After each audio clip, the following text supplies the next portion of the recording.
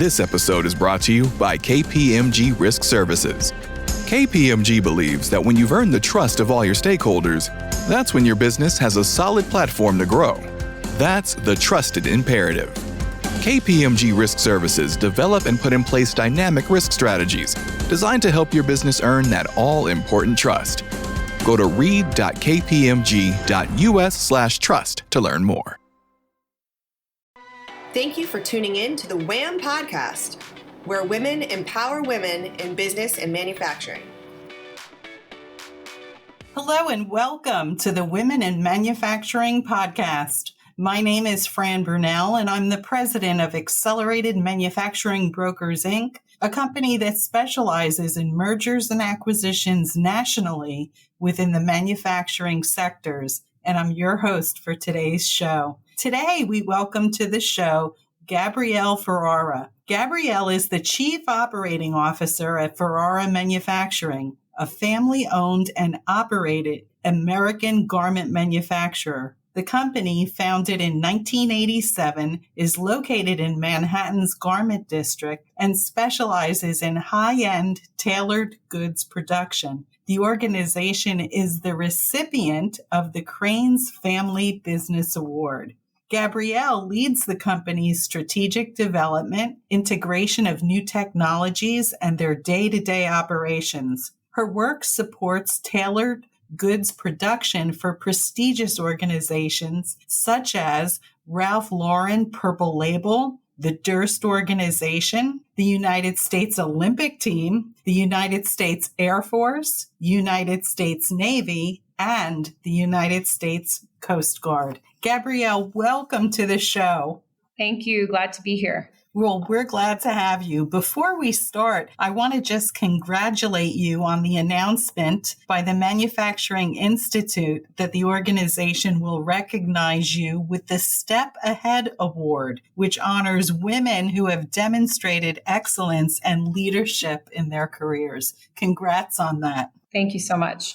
You're very welcome. So, hey, if you can, please, I'd like you to introduce our listening audience to Ferrara Manufacturing and a little bit about your role in the company.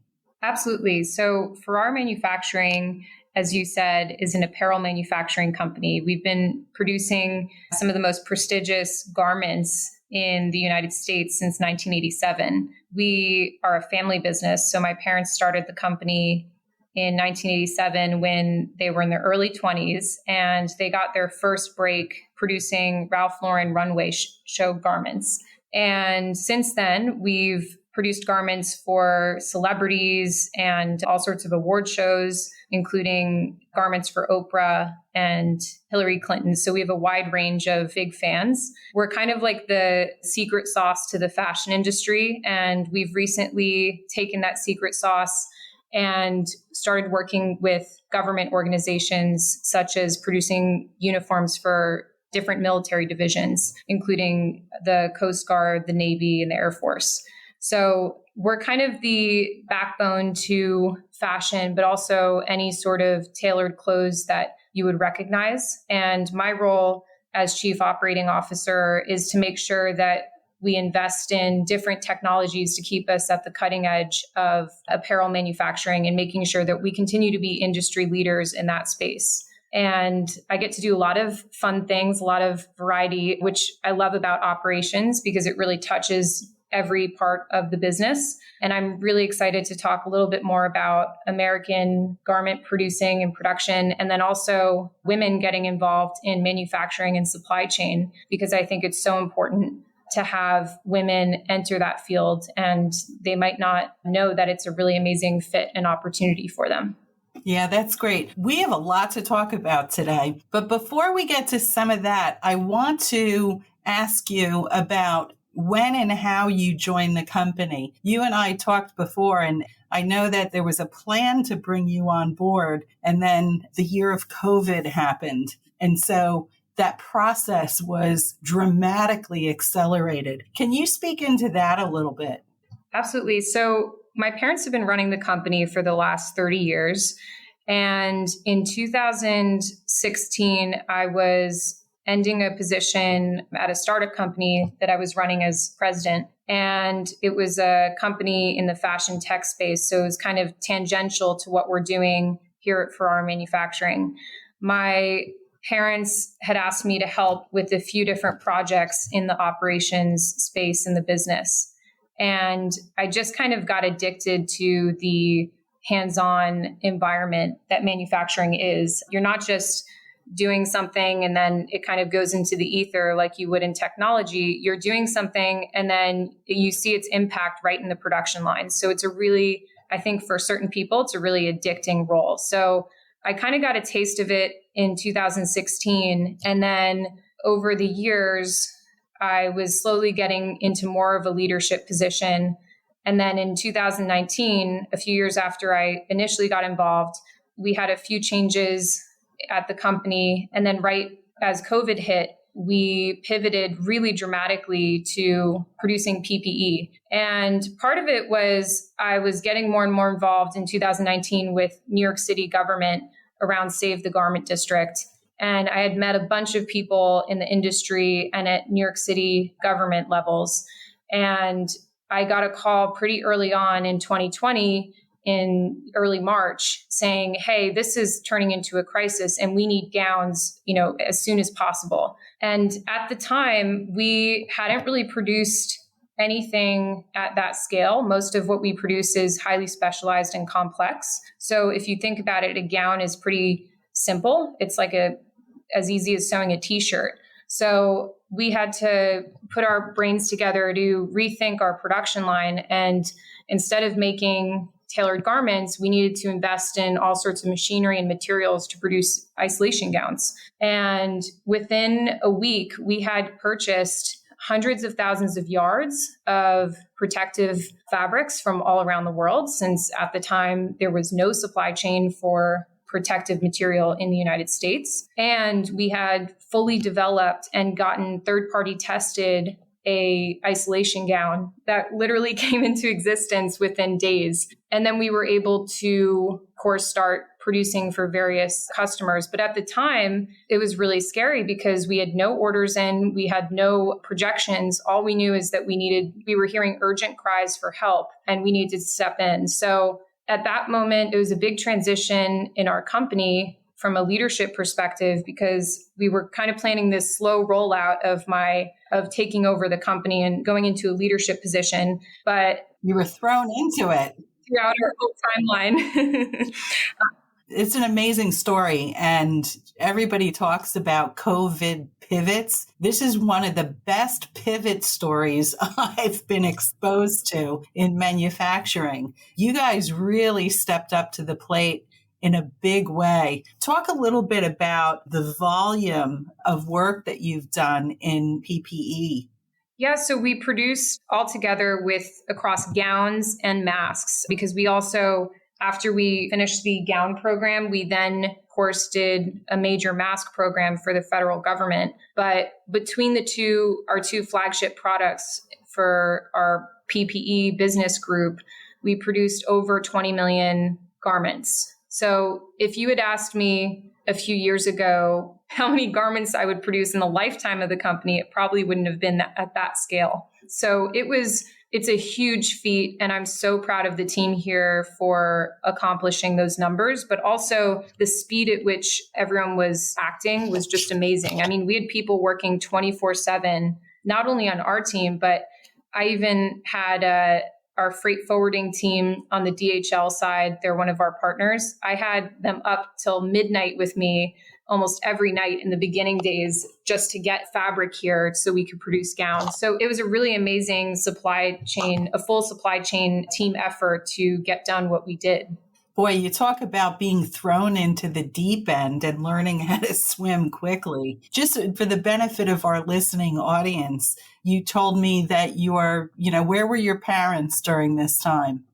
Oh, they were actually out in Long Island for most of the COVID summer, and they were working remotely, helping kind of guide the process. But Angelo, my brother, who is also involved in the family business, and I were really leading the charge here with feet on the ground. And so it was a really interesting dynamic because up until then, they had really driven the company in the direction. And with my relationships with city government and some of the relationships we developed in the industry, we were able to really pivot the leadership structure. I think it was a really good moment for my parents too, because they could see the future of what apparel manufacturing could look like in the US.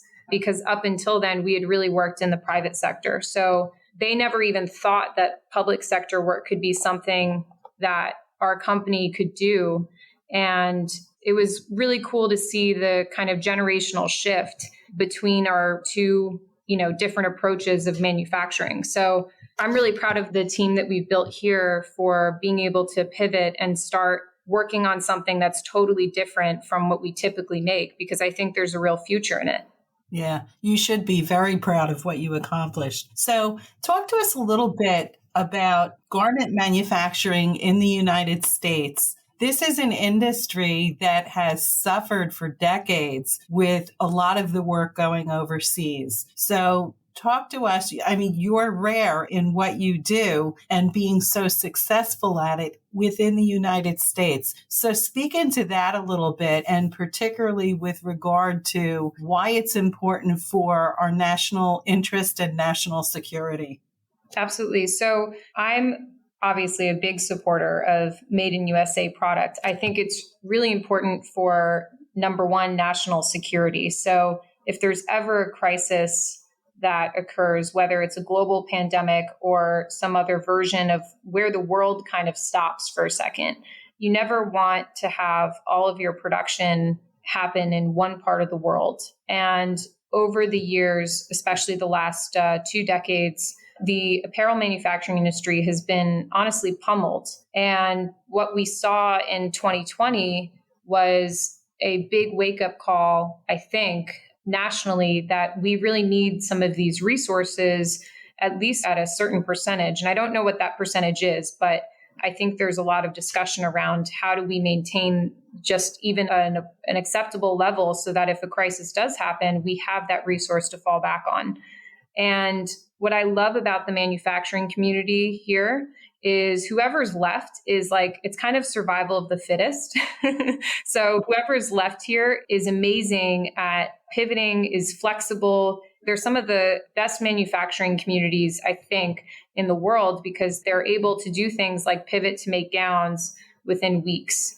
And part of the gown production in New York City was working with your whole supply chain domestically as well as internationally. And it was amazing with even the small crew that we had left here. And I'm talking about trim providers and fabric providers and other manufacturing companies. There's still a real ecosystem here. So how do we support and encourage that? Especially because what's left is the kind of cream of the crop, the people that really love manufacturing and the people that can really foster it and its evolution over time. So I think that it's really important to support Made in USA. Just because it's a little more expensive sometimes doesn't mean that we should just automatically outsource it or send it overseas, because ultimately there's a national security interest at hand. And also, every dollar you spend on something that's made in the United States is going to go back into our economy versus something that you're spending overseas that doesn't go back to different American businesses. There's a much bigger economic impact of buying USA. So I think there's a lot of reasons to support it, but those are just a few of them. So that's a good segue. Let's talk a little bit about new technology in your industry that helps American manufacturers be more competitive on the world stage, and perhaps how your company is implementing new technology. Yeah, so a really important initiative that we have here is we have over the last few years installed screens all over our factory to embed different order management systems and technical systems throughout. So what I mean by that is our vision is that a sewing operator would have a screen next to them, giving them instructions on how to sew a garment. So that is super important, especially as you make more complex garments, that your operator isn't just getting something to make, but they understand what they're making and how to make it. And so we've started that process of implementing real-time order management systems and technical systems and getting our whole team technology savvy to allow for more efficient order management systems and also systems that can translate into different languages, because often manufacturing is a very diverse group of people, and you have people that are English as a second language that need to read technical documents in their own language. So instead of just typically in manufacturing, in apparel manufacturing, you get PDFs that you print out and distribute, we're really making strides towards having that technology integrated into the manufacturing process so everyone has transparency into what we're making and how we're supposed to make it. That's on the software side. On the hardware side, we have invested a lot in different pattern sewers so that repetitive product you can make more efficiently. There's also a lot of really exciting stuff around CNC cutters that have artificial intelligence to cut plaids and different prints in different ways. So that's another area that we're investing in as well. All of these technology investments, what they do is they allow American manufacturing to become better at providing custom product, which I think is where the industry is going. So being able to produce a custom suit, you need a lot of software and hardware to support that custom product production. And I think it's a real opportunity for American manufacturers in the apparel space because often overseas has very high minimums. So we can become kind of this customization hub the more we invest in technology that makes us more flexible and able to produce those custom products. That's really interesting. Customization as a way to maintain competitiveness. I know as you said that, I've got a smile on my face, and I'm sure every woman listening to this does. There is, in my opinion, such a need for that. And I, as a consumer, would certainly pay more for an American-made product, and even more so if it's customized to my body type. That's amazing. Yeah, I was just, it was funny. I was shopping for wedding dresses with a friend who's getting married in a few months. And she was so stressed out because we went to so many stores and we just couldn't find something that she was happy with. And I was not necessarily kicking myself, but I just couldn't wait until the day that I could say, hey, we could actually make something for you because I know you like this style dress, but you can't find that color. And we actually can print the fabric and make a one-off custom dress for you. So that's my dream. And I know just as being the target consumer group as well, I just see such a need for it, for women to have access to that, because you go to the store and you're like, okay, I'm going to pay full retail for a dress that I'm not really happy with or a suit that I'm not really happy with. And I'd be willing to spend just a little bit more to get something that I'll love for the rest of my life. That almost sounds like a retail franchise opportunity for your company. Yeah, we'll go from manufacturing to retailer. Yeah, I'm sure you'll never give up your manufacturing roots. Yeah, absolutely. So talk to us a little bit. I know you're very passionate about women entering the field of manufacturing. Why is that? So first of all, we are a women-owned company, but also I think in the apparel space, you tend to see a lot more women in the space to begin with. And what you don't see is more people that are interested in supply chain, which I think is such an important part of the industry. You see people that are drawn to fashion design, but not necessarily the kind of business side of things or the operation side. I think it's such an exciting field. I honestly would have no idea that it existed unless my family was already involved in the business. And so as a business that's women owned, but also 75% of our workers are female. So we see such an opportunity for more women to get involved in the industry. And I think there's also often we have to multitask a lot in our role.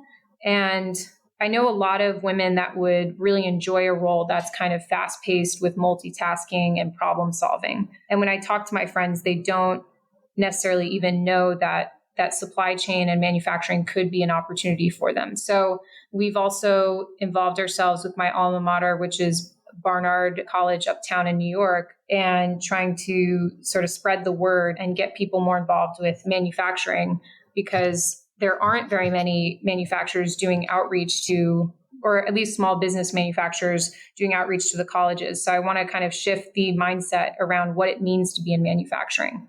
That's fabulous. Talk to us a little bit about what is next for Ferrara Manufacturing. I know you've got some new buildings in Long Island City. Talk to us about that a little bit.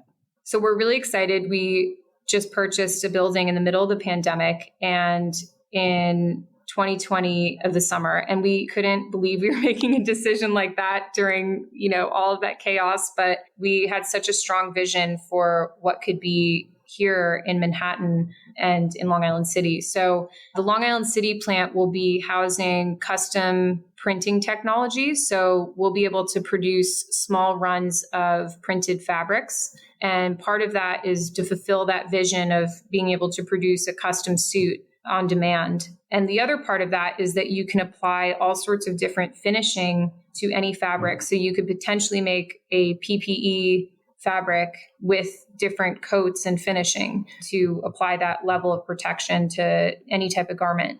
So we're investing in that fabric, that custom fabric printing technology and coating technology. And then we're also setting up our new lines for the military uniforms out in Long Island City as well. So we're really excited about the plant. It's about 4 times the size of our current plant. So it's a major expansion for us. And we also, besides production, really want to set up a community engagement component of the new location to make sure that we're exposing everyone to what it means to manufacture, whether it's someone that's interested in apparel manufacturing or just manufacturing in general. We want people to be able to go on tours and take classes at the plant so that they can just enjoy the energy of making that will be housed at that location. So we're really excited we love New York, so we're excited to have a sort of destination in New York City and expose people to what it means to make here in the United States. That will likely be an incredible recruiting tool for your company. I love that idea of allowing people to come in and learn about making garments. That's fabulous. Yeah, you hit the nail on the head. We want to make people excited again about what it means to make. And I think there's a real interest in learning about production and manufacturing. A lot of my friends are really interested in visiting the factory, and we want to be able to not only introduce our immediate network, but really open it up to anyone to see the big machinery, the workflow, the production lines, really be able to make it an experience for everyone to enjoy.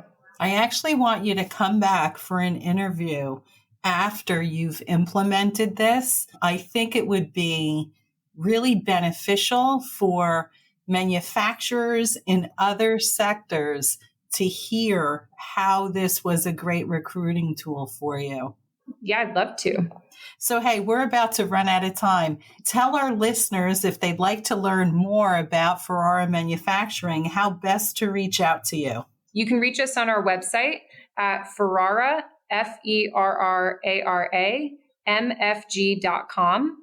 And we also have our PPE division up online as well, which is ferrarasupply.com, Ferrara supply.com. And both has information on our production processes and also a contact form if you're interested in learning more, collaborating with us on any new product. Gabrielle, thanks so much for being with us today. This was absolutely fabulous. I love your story. I love the story of the COVID pivot and the story of your family business. It's absolutely fabulous. Thank you so much, Fran. Hey, if you're a woman in manufacturing and would like to be on the show, please reach out to me at 908-387-1000. I'd also like to encourage our listeners to visit whampodcast.com, where you can listen to all of our shows and other manufacturing podcasts brought to you by the Jacket Media Company. Have a great day, everybody. Thank you for joining the WHAM podcast, where women empower other women in business and manufacturing. For more shows like this, go to whampodcast.com. That's whampodcast.com. Thanks for tuning in.